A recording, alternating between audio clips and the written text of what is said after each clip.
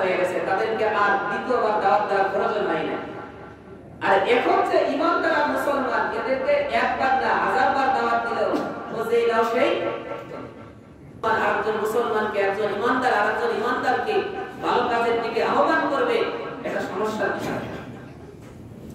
তাহলে তাকওয়া অর্জন করা লাগবে এই মাসে। আল্লাহ নবী সাল্লাল্লাহু আলাইহি ওয়াসাল্লাম বলেন যে এই মাসটা এমন ফজিলতপূর্ণ মাস যে শাহরুল আউয়ালুহু রাহমাতুন ওয়া আওসাতুহু মাগফিরাতুন ওয়া আখিরুহু ইতকুম মিনান নার।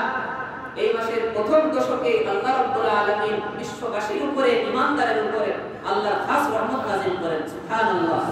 মিডিনের 10 দিনে আল্লাহ তাআলা তার বান্দা-বান্দীদেরকে ক্ষমা করে দেন। শেষ দশকে আল্লাহ জাহান্নামীদেরকে টেনে টেনে জাহান্নাম থেকে মুক্তি দান করেন। সুবহানাল্লাহ।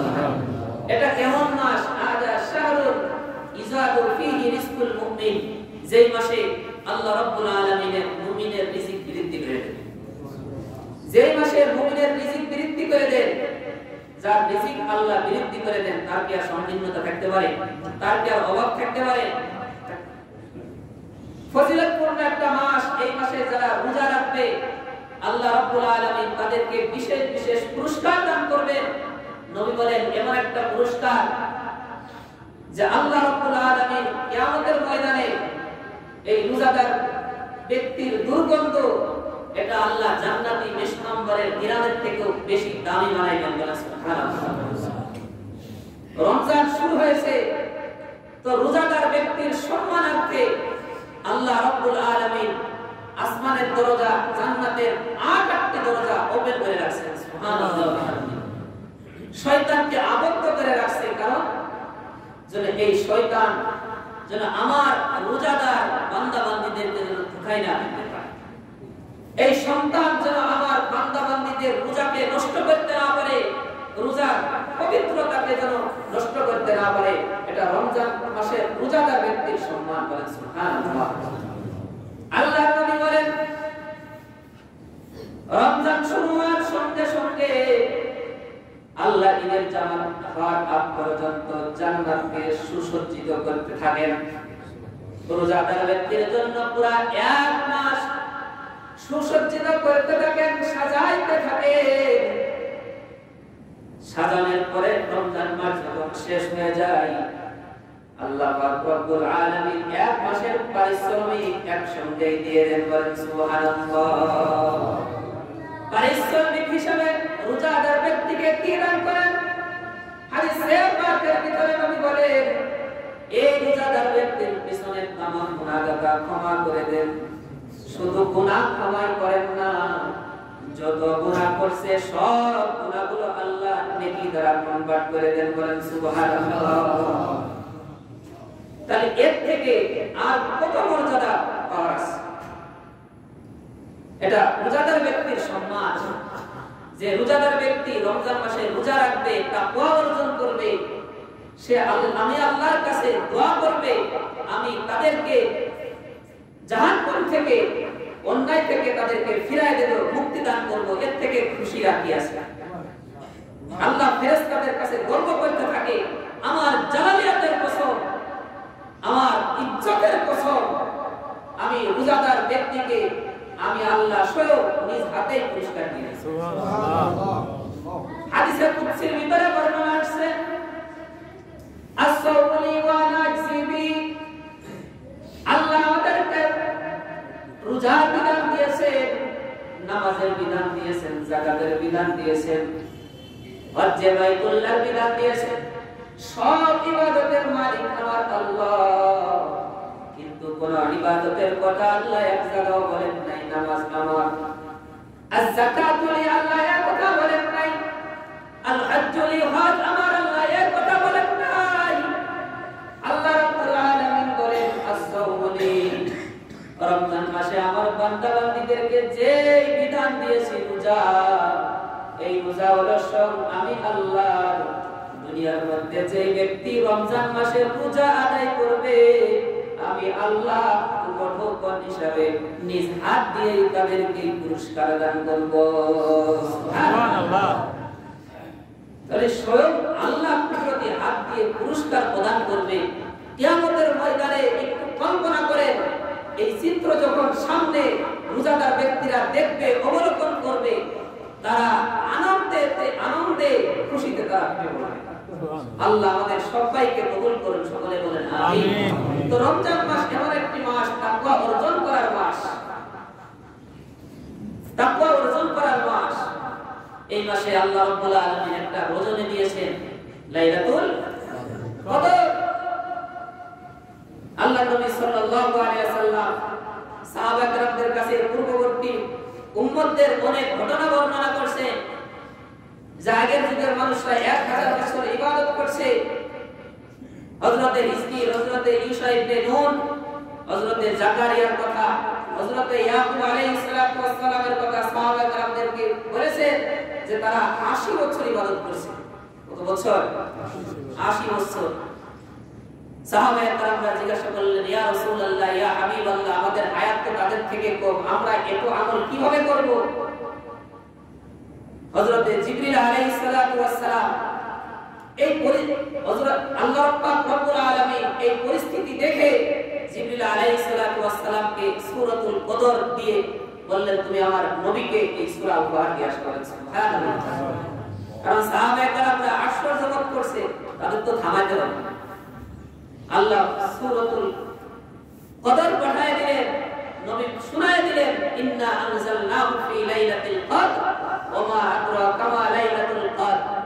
আল্লাহ এই মাসে লাইলাতুল কদরে কুরআন নাযিল করেছেন। লাইলাতুল কদর কি জানেন নবী? নবীকে বলেন, লাইলাতুল কদরি খায়রুম মিন আলফি শাহর।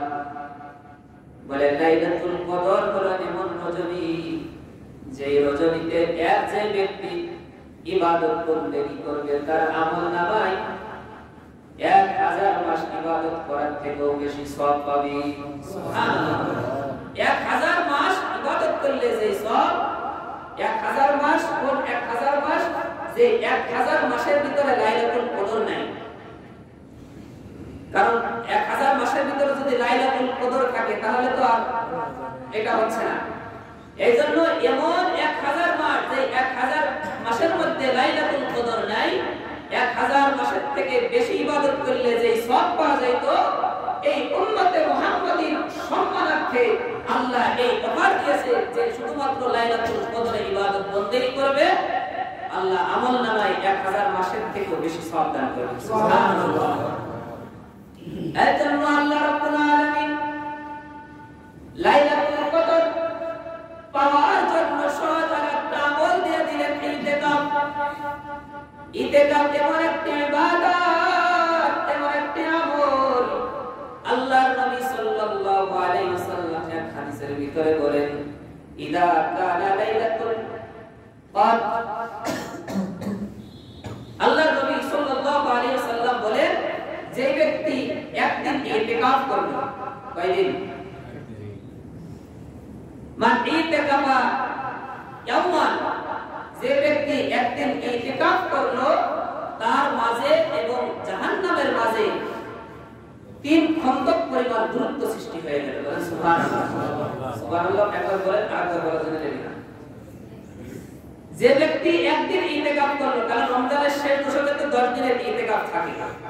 নবীজি 10 দিনের কথা বলেন নাই, 10 দিনের হিসাব আপনারা করবেন।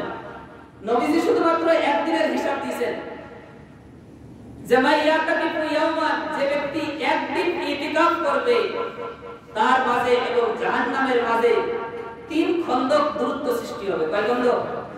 3 খন্দক দূরত্ব সৃষ্টি হবে। মুহাদ্দিসিনে কেরাম বলেন, এক খন্দক পরিমাণ কতটুকু? বলেন যে জমিন থেকে নিয়ে আসমান পর্যন্ত পুরা যে দূরত্ব, এই দূরত্ব পরিমাণ হলো এক খন্দক। সুবহানাল্লাহ। তাহলে এই দুনিয়ার জমিন থেকে আসমান পর্যন্ত কয় কিলোমিটার হবে? 10 কিলোমিটার? 100 কিলোমিটার? আর বেশি না? কোটি কোটি দূর বেশি। আল্লাহু আ'লাম, আল্লাহই ভালো জানেন। তো এই রকমের 3 খন্দক, তার মানে জমিন থেকে 3 আসমান পর্যন্ত। তাহলে এইবার 3 দিয়ে 10 কে গুণ দেন, 3 10 30। কল্পনা করতে পারছেন? যে ব্যক্তি 10 দিন ইতিকাফে থাকবে, তার মাঝে এবং জাহান্নামের মাঝে 30 খণ্ডক পরিমাণ দূরত্ব সৃষ্টি হবে। নবীজি সাল্লাল্লাহু আলাইহি ওয়াসাল্লাম এটা বোঝাতে চেয়েছেন, হে দুনিয়ার মানুষ, জাহান্নাম একজন ইতিকাফকারী ব্যক্তির থেকে সে অনেক দূরে সরে যায়। সুবহানাল্লাহ। তাহলে ইতিকাফকারী ব্যক্তির থেকে জাহান্নাম দূরে সরে গেলে কাছে কি আসবে বলেন তো? জান্নাত। সুবহানাল্লাহ ওয়া বিহামদিহি। এইজন্য বলেন ইতিকাফকারীর ফজিলত আছে কি আছে না? এই যে কত বয়ান দিলাম, প্রথমে কেউ রাজি হয় না, যে ইতিকাফে বসার জন্য। পরে তো আলহামদুলিল্লাহ আল্লাহ 6 জনকে কবুল করেছেন, বলেন আলহামদুলিল্লাহ। ইনশাআল্লাহ আমরা চেষ্টা করব আগামীতে আর, এবং আমরা সকলে আশা রাখি যেন আগামীতে ইনশাআল্লাহ ইতিকাফকারীর সংখ্যা যেন আরো বৃদ্ধি হয়। সকলে বলেন আমিন। তো এই মাস এমন একটি মাস, ফজিলতের মাস, যে রমজান মাস তাকওয়া অর্জন করার মাস, যে মাস আমাদের থেকে বিদায় নিয়ে চলে যাচ্ছে, একবারে শেষ প্রান্তে চলে আসছে, একবারে শেষ প্রান্তে।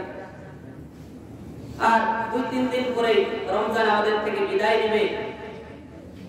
রমজান চলে গেল, কিন্তু নিজের গুনাহটা মাফ করে নিতে পারলাম না, এর মতো হতভাগা দুনিয়াতে আর কেউই নাই। জমিনের উপরে, আসমানের উপরে কেউই নাই। আল্লাহ নবী সাল্লাল্লাহু আলাইহি ওয়াসাল্লাম তার একটা হাদিস গত রাতে শোনাইছিলাম, অনেকে উপস্থিত নাই, আবার বলি। যে আল্লাহ নবী সাল্লাল্লাহু আলাইহি ওয়াসাল্লাম একবার মেম্বারের প্রথম সিঁড়িতে পা রাখলেন, বললেন আমিন। দ্বিতীয় সিঁড়িতে পা রাখলেন, তখনও নবীজি বললেন আমিন। তৃতীয় সিঁড়িতে পা রাখলেন, তখনও নবীজি সাল্লাল্লাহু আলাইহি ওয়াসাল্লাম বললেন আমিন।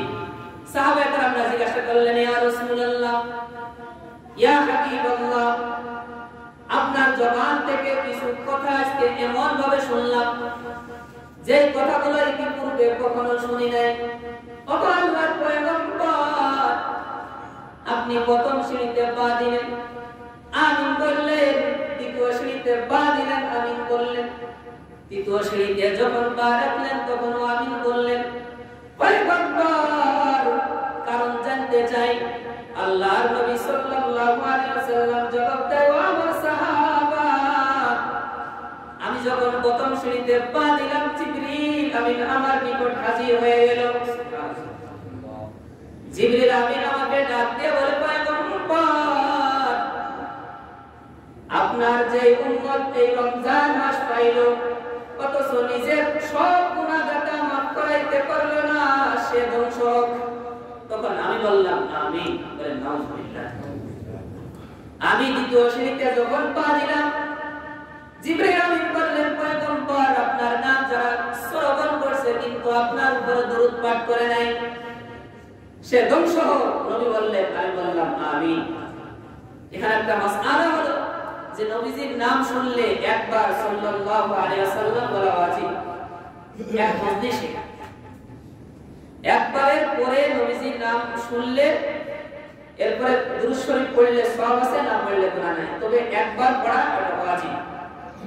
দ্বিতীয় সিঁড়িতে পা যখন রাখলাম, তখন জিবরিল আমিন বললেন, পয়গম্বর, আপনার উম্মতের মধ্যে যাদের পিতামাতা বেঁচে আছে অথবা দুইজনের একজন বেঁচে আছে, তারপরও পিতামাতাকে খুশি করতে পারলো না, ওই সন্তান ধ্বংস। নবী বললেন, আমি বললাম আমিন। তাহলে এই হাদিসের দ্বারা বোঝা যায় যে বাবা মা পাইলাম কিন্তু তাদেরকে আমরা খুশি করতে পারলাম না, আমি ধ্বংস। এরপরে নবীজির নাম যারা শুনলো কিন্তু নবীজির মুহাব্বতে দুরূদ পাঠ করলো না, সে ধ্বংস, এর ভিতরে কোনো সন্দেহ নাই। আর 3 নাম্বার, যে ব্যক্তি এই রমজানুল মুবারক পাইলো কিন্তু সে তার নিজের গুনাহগাতা মাফ করায় নিতে পারলো না, জাহান্নাম থেকে সে বাঁচতে পারলো না, এর মতো হতভাগা, এর মতো ধ্বংস এই দুনিয়ার ভিতরে আর কেউ নেই। বলেন নাউজুবিল্লাহ।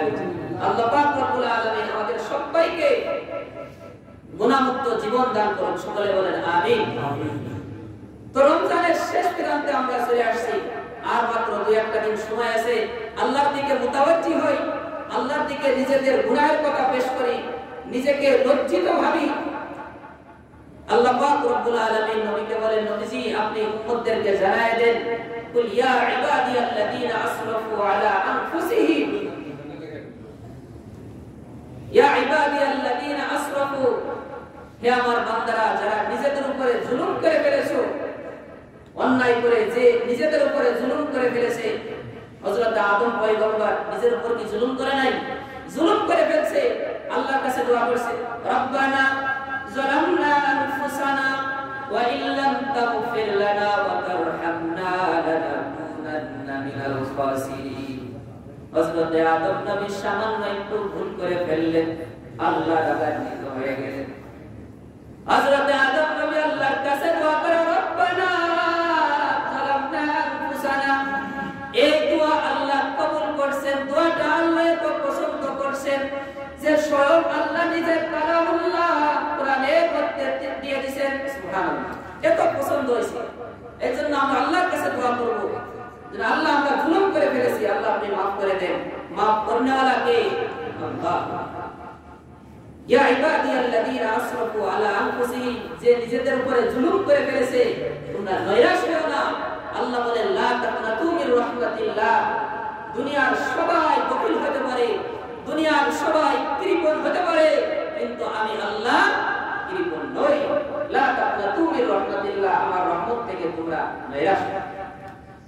হাদিসের ভিতরে আসছে, এক হাদিসের ভিতরে আসছে, যদি কোনো বান্দা সমুদ্রের ফেনা পরিমাণ গুনাহ করে ফেলে, আর এক বর্ণনায় আসছে যে এই পৃথিবীর সমপরিমাণ যদি গুনাহ করে ফেলে, মুফাসসির মুহাদ্দিসিনে যারা লিখছেন যে এই হাদিসের দ্বারা উদ্দেশ্য হলো, যদি কোনো বান্দা জমিন থেকে আসমান পর্যন্ত পুরা যে গ্যাপ জায়গাটা এটা পরিপূর্ণ এত পরিমাণ যদি গুনাহ করে ফেলে, আল্লাহ পাক রব্বুল আলামিনের কাছে তওবা করলে আল্লাহ এটা সব মাফ করে দেন।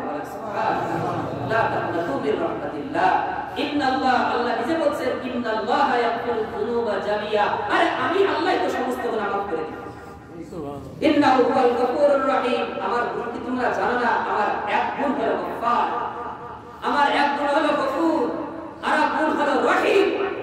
আমি যেমন কহার, আমি যেমন রাগান্বিত হতে পারি, তেমনি আমি দয়াশীল।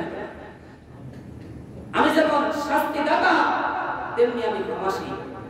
আমার তোমরা নৈরাশ হও না, গুনাহ করছো তওবা করো। আয়াতের ভিতরে আসছে, ওয়াতুবু ইলাল্লাহি জামিআন আইয়ুহাল মুমিনুনা লাআল্লাকুম তুফলিহুন। আল্লাহ ঈমানদারদেরকে মহব্বত করে রাখছেন, কারণ যে যাকে বেশি মহব্বত করে তাকে বেশি ডাকে। কথা বলেন ঠিক ঠিক না? আমরা ছোট বাচ্চাদেরকে মহব্বত করি, ভালোবাসি, দাদা নানা আঙ্কেল কত সুন্দর করে বারবার ডাকে, আদরের ডাক। তো আল্লাহ ঈমানদারদেরকে আদর করে ডাকতেছে, হে ঈমানদাররা তোমরা সকলেই তওবা করো, তওবা করো। আইয়ুহাল মুমিনুন, হে ঈমানদাররা, লাআল্লাকুম তুফলিহুন, যাতে তোমরা সফলতা অর্জন করো। কে শিক্ষা দিচ্ছে? আল্লাহ। আল্লাহ নিজেই ডাকতেছে, তোমরা সকলেই তওবা করো, সফলতা অর্জন করতে পারবা। আমার আল্লাহ আরেক জায়গায় আরো মহব্বত করে রাখতেছে, হে ঈমানদাররা। আরে ঈমানদার যারা, তারাই তো আল্লাহর কাছে, যারা ঈমানদার তারাই তো আল্লাহর পরস্পরে। ইয়া আইয়ুহাল্লাযীনা আমানু তুবু ইলাল্লাহি তাওবাতান নাসুহা। একটু তওবা করো না, খালেস নিয়তে একটু তওবা করো। আসা রাব্বুকুম আই ইউকাফিরা আনকুম সাইয়্যাতিকুম, তোমাদের সমস্ত গুনাহ তোমাদের রব মাফ করে দিবেন। সুবহানাল্লাহ, সুবহানাল্লাহ, জোরে বলবেন না? সুবহানাল্লাহ। আরে রমজান মাসে কি হয়েছে? আল্লাহ তো সব দান করবে, বলেন না সুবহানাল্লাহ? সুবহানাল্লাহ। কষ্ট হয় না? মাফ করে দিবেন। ওয়াতুবু ইলাল্লাহি তাওবাতান নাসুহা। আল্লাহু আকবার। এক হাদিসের ভিতরে নবী বলেন, ক্বালান নবিয়্যু সাল্লাল্লাহু আলাইহি ওয়াসাল্লাম, আত-তাইবু মিনাদ দামবি কামান লা দামবা লাহ। আত-তাইবু মিনাদ দামবি কামান লা দামবা লাহ। নবী সাল্লাল্লাহু আলাইহি ওয়াসাল্লাম বলেন, গুনাহের থেকে তওবাকারী কোন ব্যক্তি, তার দৃষ্টান্ত ওই ব্যক্তির মতো কামান লা দামবা লাহ, যার আমলনামায় কোনো গুনাহই নাই। আর আপনাদের ভিতরে আসছে, যখন কোন নবজাতক শিশু তার মায়ের গর্ভ থেকে ভূমিষ্ঠ হয়ে দুনিয়ার জমিনে আসে, আমলনামায় যেমন কোনো গুনাহ থাকে না, তেমনি ভাবে একজন তওবাকারী ব্যক্তির আমলনামায় কোনো গুনাহ থাকে না। আরেকটা হাদিস বলে আলোচনা শেষ করি। আল্লাহ নবীজি সাল্লাল্লাহু আলাইহি সাল্লাম একটা দৃষ্টান্ত দিয়েছেন যে ব্যক্তি তওবা করে আল্লাহর কাছে মাফ চেয়ে নিতে পারে, আল্লাহ যার তওবা কবুল করেন তার প্রতি আল্লাহ কতটা খুশি হন, এর একটা দৃষ্টান্ত হাদিসের ভিতরে আছে। একজন মুমিন যখন গুনাহ করবে, যখন পাপ করবে, তখন তার অন্তরের ভিতরে এই ধারণা আসবে, এই চেতনা আসবে, আরে আমি গুনাহ করে ফেলেছি, আমি তো বড় অন্যায় করে ফেলেছি, আমার মাথার উপরে পুরা পাহাড়ের বোঝা। এটা যদি কারোর অনুমতিতে আসে তাহলে তার ঈমান পাক্কা। আর যাদের ঈমান নড়বড়ে, ঈমান পাকা না, সে যদি হাজার কবিরা গুনাহ করে তো তার কাছে মনে হয় মাসির মতো। কথা বলে ঠিকই ঠিক না? মাসি সামনে আসে তো তাড়ায় দেয়, আবার আসে তাড়ায় দেয়, আবার আসে তাড়ায় দেয়, একদম পন্তাবাদের মতো মনে করে। এটা তাড়ানো অতটা সহজ না, একবারেই সহজ। কবিরা গুনাহ করে, বড় বড় গুনাহ করে, কিন্তু এই বড় কবিরা গুনাহকে সে কবিরা গুনাহ মনে করে না, তার ঈমান নড়বড়ে, তার ঈমান ঠিক নাই। নবীজি বলেন, যে মনে করে যে আমার সামান্য একটু গুনাহ হয়েছে কিন্তু আমার উপরে অনেক পাহাড়ের বোঝা মনে হচ্ছে, আল্লাহ নবী সাল্লাল্লাহু আলাইহি ওয়াসাল্লাম বলেন, একজন ব্যক্তি সে সফর করলো কোন একটা বাহন নিয়ে, বাহনের উপরে কিছু পাথেও নিয়েছে, খাদ্য নিয়েছে, সফর করতে করতে করতে করতে পুরা মরুভূমির ভিতর দিয়ে যাচ্ছে। এমন একটা জায়গায় সে পৌঁছাইছে যে সে অনেক ক্লান্ত হয়ে গেছে, যাত্রা বিরতি করছে, সে ওখানে কিছুক্ষণ অবস্থান করছে এমন জায়গায় যে আশেপাশে কোথাও কোনো বসতি নাই, কোন মানুষ নাই, পুরো একটা চাটিয়াল ময়দান, ফাঁকা ময়দানে সে অবস্থান করতেছে। এমন একটা জায়গায় হঠাৎ তার ঘুমের ভাব আসছে, ঘুম থেকে উঠে দেখে তার ঘোড়াও নাই, বাহনও নাই, তার যে খাবার ছিল সেই খাবারও নাই। বলেন তো এখন পরিস্থিতিটা কত কঠিন। আশেপাশে কিচ্ছু নাই, পুরো মরুভূমি। সম্পদ হিসাবে ছিল তার বাহন এবং খাদ্য, সেটাও নাই। এখন সে পারছে না পিছনে ফিরে যাইতে, এখন সে পারছে না সামনে অগ্রসর হইতে, এখন সে কঠিন মুসিবতের ভিতরে আছে। এখন সে কি করবে? আয় দোষ করে, আল্লাহর উপরে তাওয়াক্কুল করে, আল্লাহর উপরে ভরসা করে সে ঘুমায় গেছে। এখন সে কি করবে? পিছনেও অনেক পথ যাইতে পারছে না, সামনেও অনেক পথ সে যাইতে পারছে না। এখন সে কি করবে? আল্লাহর উপরে তাওয়াক্কুল করে সে ঘুমায় গেছে। আর মনে মনে এটা ভাবছে যে আমি যদি ঘুমের ভিতরে যদি আমার মনন হয়ে যায় তাহলে আমি টেনশন মুক্ত হব। সে ঘুমায় গেছে আল্লাহর উপর তাওয়াক্কুল করে। তো আল্লাহর কি কুদরত! ঘুম থেকে উঠে সে দেখছে যে তার পাশে সে বাহন এবং খাবার ফিরে পাইছে। সুবহানাল্লাহ! বলেন তো সে খুশি কি পরিমাণ হবে? অনেক খুশি হবে। তো আল্লাহর নবী বলেন, যে ব্যক্তি তওবা করবে গুনাহ থেকে, আল্লাহ পাক রব্বুল আলামিন তার প্রতি এর থেকে বেশি খুশি হয়ে যাবে। বলেন সুবহানাল্লাহ! মুহতারাম হাজিরিন, আজকের আলোচনার শেষ কথাই এটা যে রমজান আমাদের থেকে বিদায় নিচ্ছে। আমরা রমজান থেকে কি গ্রহণ করলাম? রমজান থেকে আমরা কি শিক্ষা নিলাম? রমজান মাসে আমরা কতটুকু আমল করলাম? আমরা আমাদের জীবনকে কি উন্নতি করতে পেরেছি কিনা, না আমরা আমাদের জীবন আগের মতোই আছে, এটা চিন্তা ফিকির করা। আল্লাহ পাক রব্বুল আলামিনের কাছে খাঁটি তওবা করে গুনাহসমূহ মাফ করে নেওয়ার তৌফিক আল্লাহ দান করুক। সকলে বলেন আমিন। ওয়া আখিরু দাওয়ানা আলহামদুলিল্লাহি রাব্বিল আলামিন।